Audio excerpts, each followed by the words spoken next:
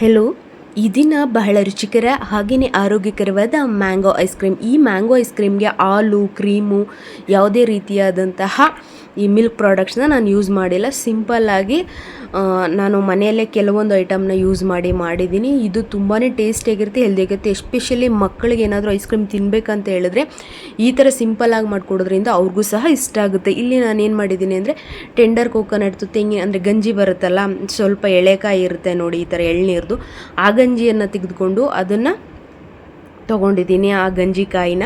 ಹಾಗೆಯೇ ಇಲ್ಲಿ ಬಾದಾಮನ್ನು ಯೂಸ್ ಮಾಡ್ತಾಯಿದ್ದೀನಿ. ಬಾದಾಮ್ ಮ್ಯಾಂಗೋ ಅಂದರೆ ಬಾದಾಮನ್ನು ಒಂದು ಮ್ಯಾಂಗೋನ ಈ ಒಂದು ಐಸ್ ಕ್ರೀಮ್ಗೆ ಬಳಸ್ತಾ ಇದ್ದೀನಿ. ತುಂಬ ಸ್ವೀಟ್ ಇದೆ, ಮತ್ತು ನೀವು ಎಚ್ಚರಿಕೆಯಿಂದ ಇರಬೇಕು. ತುಂಬ ಪೌಡ್ರ್ ಹಾಕಿರ್ತಾರೆ, ಅದು ಕೆಮಿಕಲ್ ಆಗುತ್ತೆ. ಹಾಗಾಗಿ ನೀವು ಯಾವುದೇ ನ್ಯಾಚುರಲ್ ಅಂತ ಹೇಳಿದ್ರು ಅದನ್ನು 15 ನಿಮಿಷ ನೀರಲ್ಲಿ ಉಪ್ಪಾಕಿ ನೆನೆ ಹಾಕಿ ನಂತರ ಆ ಒಂದು ಮ್ಯಾಂಗೋವನ್ನು ಬಳಸೋದು, ಅಥವಾ ಯಾವುದೇ ತರಕಾರಿ ಅಥವಾ ವೆಜಿಟೇಬಲ್ಸ್ ಆಗಿರ್ಬೋದು, ಹಣ್ಣುಗಳನ್ನ ಬಳಸೋದು ತುಂಬಾ ಒಳ್ಳೆಯದು. ಈ ಮ್ಯಾಂಗೋ ಅಂತೂ ತುಂಬ ಸ್ವೀಟ್ ಇತ್ತು, ತುಂಬ ಚೆನ್ನಾಗಿದೆ ಮ್ಯಾಂಗೋ.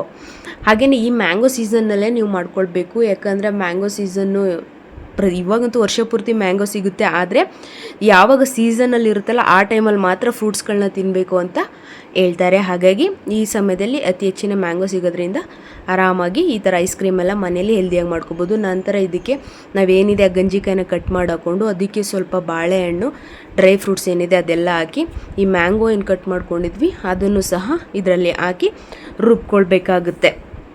ಸೊ ಸ್ವೀಟ್ಗೆ ನೀವು ಹನಿಯನ್ನು ಯೂಸ್ ಮಾಡ್ಬೋದು. ನಾನಿಲ್ಲಿ ಸ್ವಲ್ಪ ಈ ಒಂದು ಫಾರ್ಮ್ ಬೆಲ್ಲ ಅಂದರೆ ತುಂಬ ಅದು ಹೆಲ್ದಿಯಾಗಿದೆ, ಅದಕ್ಕೋಸ್ಕರ ನಾನು ಅದೇ ಬೆಲ್ಲವನ್ನು ಯೂಸ್ ಮಾಡ್ತಾಯಿದ್ದೀನಿ. ನೆಕ್ಸ್ಟು ಸ್ವಲ್ಪ ಗಾರ್ನಿಷಿಂಗೋಸ್ಕರ ಈ ಒಂದು ದ್ರಾಕ್ಷಿಯನ್ನು ಹಾಕ್ಕೊಂಡು ಅದ್ರ ಮೇಲೆ ನಾವೇನು ರುಬ್ಬಿಟ್ಟಿದ್ದೀವಿ ಆ ಒಂದು ರುಬ್ಬಿಟ್ಟಿರುವಂಥ ಮಿಶ್ರಣವನ್ನು ಈ ಬೌಲ್ಗೆ ಹಾಕೋತಾ ಇದ್ದೀವಿ.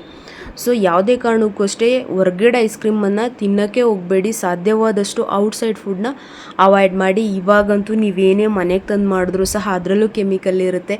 ಅದನ್ನು ನೀವು ಯಾವುದೇ ಫ್ರೂಟ್ಸ್ ತೊಗೊಂಡ್ರೂ ಕೆಮಿಕಲ್ ಇರುತ್ತೆ. ಅದನ್ನು ನೀರಲ್ಲಿ ನೆನೆ ಹಾಕಿ ತೊಳೆದು ತಿನ್ನಬೇಕು ಅಂತ ಹೇಳ್ತಾರೆ.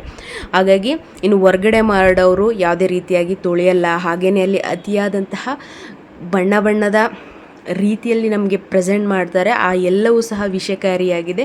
ಹಾಗಾಗಿ ರುಚಿಕರ ಹೆಲ್ದಿಯಾಗಿರುವಂತಹ ಈ ಥರ ಐಸ್ ಕ್ರೀಮ್ ಅಥವಾ ಮನೆಯ ಫುಡ್ಡನ್ನೇ ಅತಿ ಹೆಚ್ಚಾಗಿ ಬಳಸಿ ಅಂತ ನಾನು ಹೇಳೋಕ್ಕೆ ಇಷ್ಟಪಡ್ತೀನಿ. ಮತ್ತಷ್ಟು ಇಂತಹದೇ ವಿಶೇಷ, ವಿಭಿನ್ನ ಹಾಗೆ ಆರೋಗ್ಯಕರ ಅಡುಗೆಗಳಿಗಾಗಿ ನಮ್ಮ ಯೂಟ್ಯೂಬ್ ಚಾನಲನ್ನು ಸಬ್ಸ್ಕ್ರೈಬ್ ಮಾಡ್ಕೊಳ್ಳಿ. ಅಲ್ಲಿಯವರೆಗೂ ನಮಸ್ಕಾರ.